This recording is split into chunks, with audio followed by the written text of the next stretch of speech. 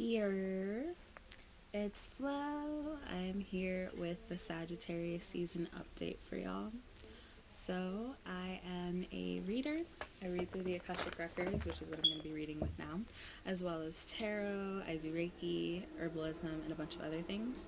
Right now, I am here to read for Leo, my fiery babies. Spirit, what's going on for Leo right now?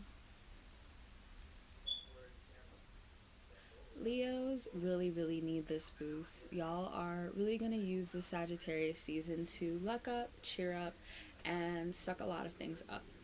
This is going to be a season that demands that you have fun and demands that you stop being so hard on yourself for the things that you can't control. It feels like a lot of you have been trying to do, kind of like rapid healing work, are relying on a lot of old tools and old things that used to make you happy that really aren't cutting it anymore. But a lot of blessings are coming in the form of very wacky people, very unconventional people, really out there people who do out there things that are exactly the medicine you need right now.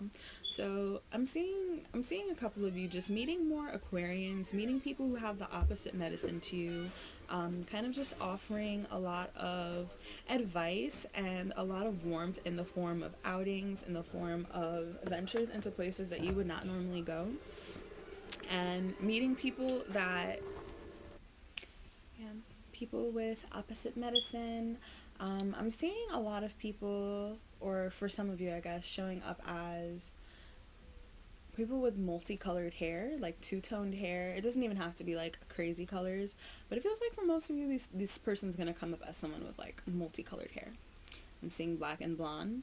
For some of you, it's gonna be black and blue, but very out there fucking people.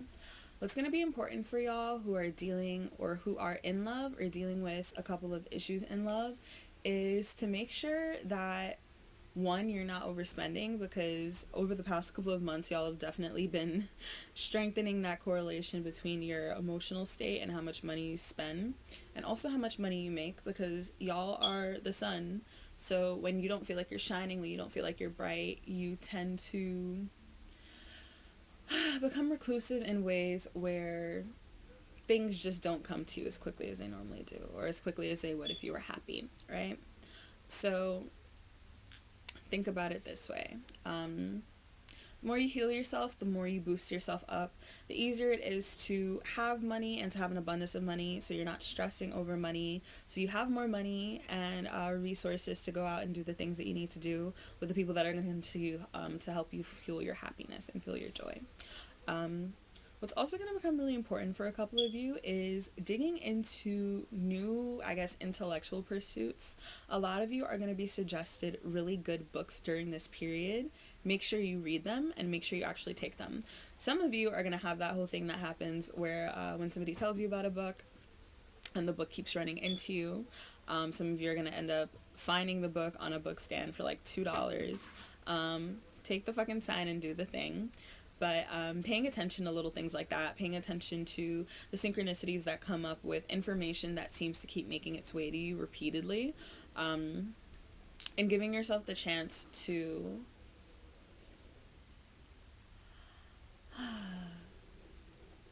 be comfortable with making reparations for things that you've done in the past that come up as well.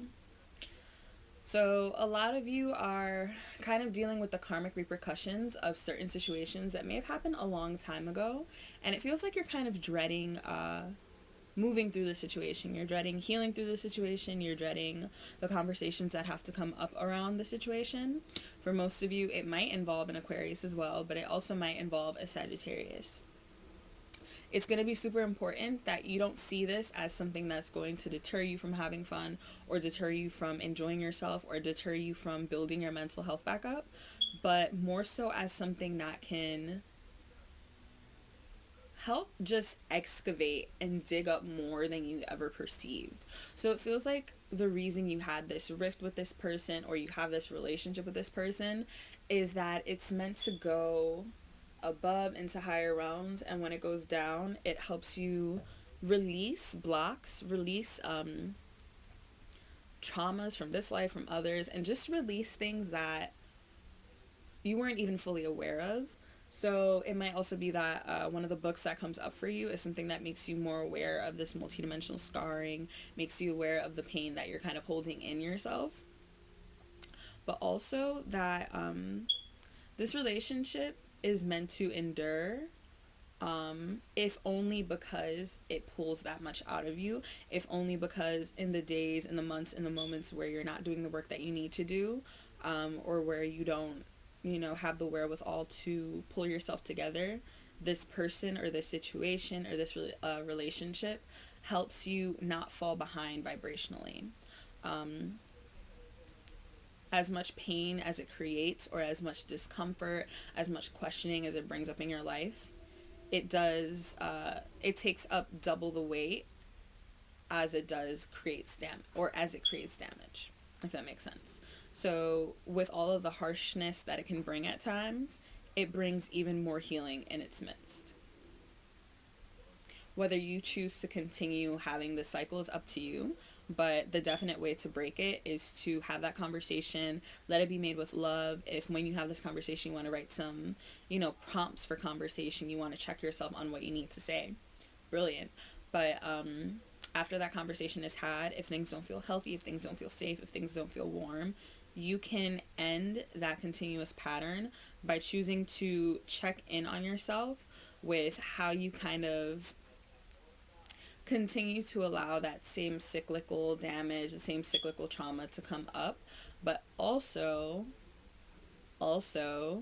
reviewing the ways in which there's so many medicines that come up for you that you need yourself, that this person brings in a lump sum, observing what those things are and just choosing to do them for yourself, choosing to remember, oh, I have this friend that kind of represents that lesson for me in a way that's less harsh, and I had a situation with this person before that mirrors the one that I have with this person, but this one's a lot less harsh, and kind of hashing out how to move about that, and learning that there might even be other conversations you need to have that are less heavy, that are less torturous or sad, and kind of just moving on that energy of knowing that things don't have to feel as heavy, and that whatever form of love, whatever form of friendship, whatever form of romance, or whatever the case is, whatever form of like familial or platonic bonds, whatever the fuck it is, there's always an alternative for that,